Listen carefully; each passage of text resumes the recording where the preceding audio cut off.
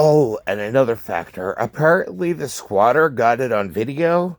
The home purchaser, like the negotiation for the home purchaser to go ahead and hire the squatter, for $140,000 to go ahead and no matter what, do not leave. So that way that, the home purchaser can actually negotiate the price down, because ultimately to basically hire the home purchaser at the reduced rate, like reducing the price of the house, to have to deal with the legal headache of evicting the squatter instead of the real estate broker having to do it, to avoid, the liability and, bad publicity that would end up coming to the real estate company for going ahead and using predatory means to target the squatter. And literally, the sad thing is, as fucked up as it is, I feel bad for the squatter. I really do. Because you literally had this real estate company that was trying to go ahead and target the squatter, who was hired for a job to go ahead and stay somewhere, to go ahead and, drive the sale price of, said home down. For the purchaser. See, in this situation, you had the real estate company that got screwed over. You got the bank that got screwed over. Because understand, what the home purchaser went to go hire the squatter to do, what the squatter may have not known that he was breaking the law or she was breaking the law. And that's a good thing. Because if they were to go ahead and try to prosecute, ultimately wasn't premeditated, obviously plausible deniability, like, hey, I didn't know this was illegal. Like, I got hired to do a job. I'm thinking getting hired to do a job, that the job that I'm getting hired to do is completely above board and legal. Like, why would I go ahead and take a job that literally the financial profits of said job would end up completely getting drained in legal fees?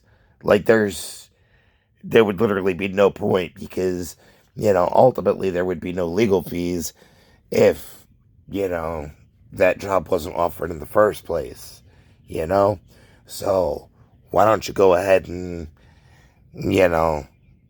prosecute the person that's hiring people to do a legal task to go ahead and get them wrongfully convicted, which ultimately, too, the Department of Justice isn't going to exactly look as victimless because, a wrongful conviction, because of the deceptive practices of the home buyer.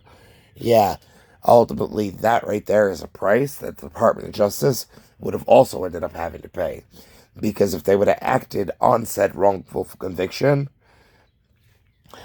ultimately, that would have left open liability for that squatter to sue the fuck out of the federal government, as well as, the prosecuting, jail and everything for oppression of civil liberties. So, ultimately, that lawsuit too, the city would have still had to pay it out. So, the city, the state, the government, they would have still had to pay it out. So ultimately, I think the home purchasers really need to stop being so smug. Because it's like, understand, if you think that the government won't prosecute for something like this, understand, they take kids for bags, stealing a bag of chips and go ahead and put them in a juvenile detention. All right?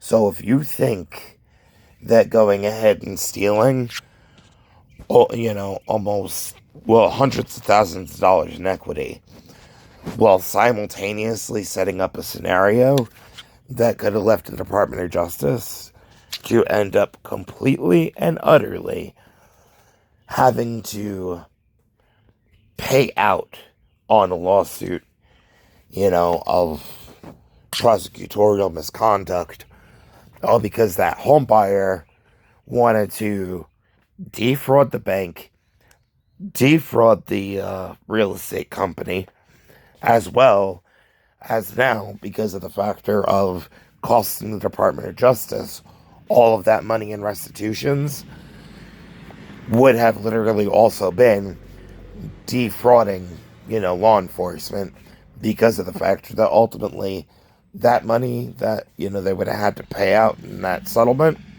yeah, taxpayer money, that would literally be part of the city's budget. So ultimately, we're talking that home purchaser, by extension, is defrauding the entirety of the city. So, and ultimately, as far as recouping losses and everything, it would be on that home purchaser that went to go start the situation in the first place to reimburse the real estate company, to reimburse the bank, to go ahead and pay the squatter every penny that they owe the squatter, as well as going ahead and reimbursing the Department of Justice. So, for that home purchaser, don't get cocky. You are in a world of shit. Like, there is nothing that could go ahead and drag you out of this. The only thing that could save your ass is money. Alright? And ultimately, if you're going to go ahead and hire a squatter to try to get the price reduced of a house you want to buy, well, keep in mind, it is now public knowledge that you own 3 other houses. So your capability of being able to buy this property, own this property, and maintain ownership of this property will not be a determining factor on if you end up either A, being driven into poverty, B, will not end up causing homelessness. So you can't even go ahead and try to pull on the jury or the court's heartstrings and be like, Your Honor, if this ends up going through and everything, I'll have nowhere to go. You won't be able to do that because they'll be like, why don't you go ahead and live in one of the other 3 properties that you have, You're trying to make me feel bad, claiming poverty. Well, you have 3 other homes, and you hired somebody who's now potentially ending up facing prosecution because of a job that you hired them to do, not telling them the fact that that job wasn't legal to do. And all this, that way you can also be a criminal. Because understand, this squatter, they didn't know that what you were hiring them to do was illegal. All right? You, on the other hand, you hired them with the task of just maintaining their position so that way you can defraud a real estate company.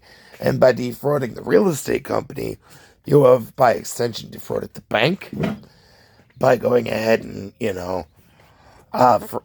causing the legal problems for the squatter, which is technically now not even a circumstance of tenant's rights. It's a matter of employees' rights, and there's not a single, there are laws against not paying your employees, especially when they rendered the services that you wanted. You wanted him to not, you wanted them to not leave, so that way you could get the sale price reduced on the house. They did that. You saved almost $700,000. So to not give that $140,000, and I don't know about you, but there's not a single person that I personally know that $140,000 wouldn't change the entirety of their circumstance. For $140,000, that's the equivalent of that person that you hired being able to go ahead and give the down payment and pay over half of them being able to purchase their own home if they purchase a small home.